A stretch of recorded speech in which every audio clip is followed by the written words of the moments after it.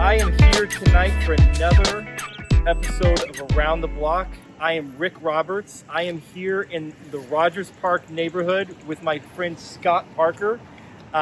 We're here at just before his nightly night church that they're doing here. Well, I'm Scott Parker, and I came to this area of Chicago after I graduated from school in '93. Wow. So I was immediately part of an outreach congregation in this neighborhood from the Evanston Vineyard. And so about 2 blocks away, we used to have a service in a little tiny storefront that we called the Crib, which stood for Christ Residing in Believers. And so I jumped into that, and God kept me here for years and years. One thing that happened to me was I went to a children's event that some ladies that had moved into the neighborhood had organized. And during that event, God put in my heart, I just said this out loud. I said, God, whatever it takes, whatever you want, I'll do it for these kids. And so I watched a whole generation, kids that were 5, 6 years old when I said that. Are now adults with their own kids in this neighborhood. Wow. So that's what brought me here. Hey Scott, can you just briefly kind of give us an overview of Rogers Park? We're on just north of Howard Street. We're at Willie B. White Park tonight. Just give us a little bit of an idea of what Rogers Park is like in this area. All right. So Rogers Park is historically one of the most diverse neighborhoods in the country. It's kind of it's like the first step for refugees. So most refugees that come to America, this is one of the first stops.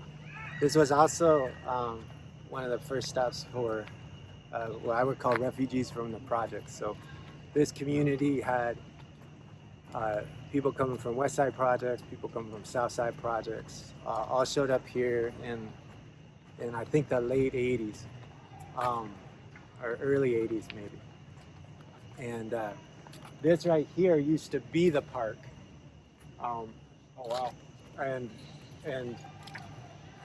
all of that was storefronts. This street went all the way through where the soccer thing is right there. Used to be an adult bookstore, just 100 feet from the school. So a lot has changed here.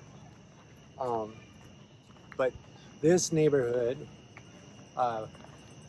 is called the Jungle, and was known everywhere I went. When I would go to the West Side, tell people where I was from, they'd be like, "Oh, you're from the Jungle." And one of the reasons was 3 different gangs used to take shifts selling drugs in this little park. Wow. Scott, this summer, you have been doing a part of what's been called night church. And it's night church. It's not like 6 o'clock you're here at 10 o'clock, and not just once a week, but you guys are coming out every night. Well, we're trying to come out every night. That's the goal. Sure. For as many people as we can get to step up and take an evening. What started that?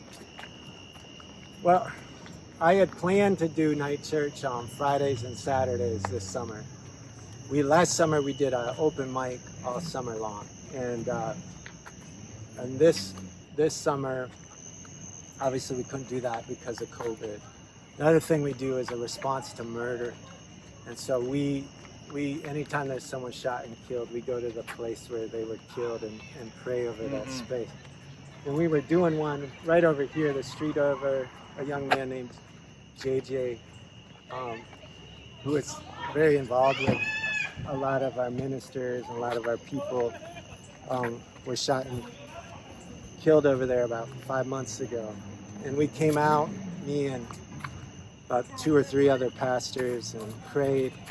And on the way back to the car, we've just bumped into all these guys that are out here, guys that are involved with Brother Jay's Bible study. And it just occurred to me, man, we had 2 or 3 very meaningful conversations just going back to the car. And and I had known God wanted me to start night church this summer. That was something he had told me. And so I was like, well, why don't we just come out and call it night church? You know, the plan had been to do this big service or whatever every weekend. I was trying to get funding for it. And because there's shootings every day of the week up here, I thought let's shoot to be out every night. Have you seen any impact in that? What's been some fruit of being out here every night, if possible, this summer? Well, a couple of things. I mean, I came out with a pastor who'd never been here before. It was a pretty busy night. Like tonight, there's about 80 people over there on that street. Yeah. We came back here, just the two of us started doing worship. Within 15 minutes, that whole party had gone home, which is good because it was dangerous for them. There had just been shootings like 2 weeks before that. And then at the end of all our time worshiping, right at like 10 to midnight, this guy came, sat down. We had a chance to talk to him and share with him. And then on a Monday night, we were out here and we just had people come by. We asked them for prayer, and as we began to pray for them, they just began to weep and tell us their stories. Wow. And, you know, and that's just what we find out here is everybody knows God and they're hungry for God, and a lot of people are.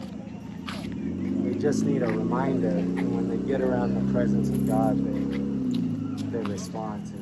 Yeah. So, well, hey, we've taken a walk around the park already, and people are starting to show up, so that's awesome. Yeah, hey man, how you doing? Doing all right. You too.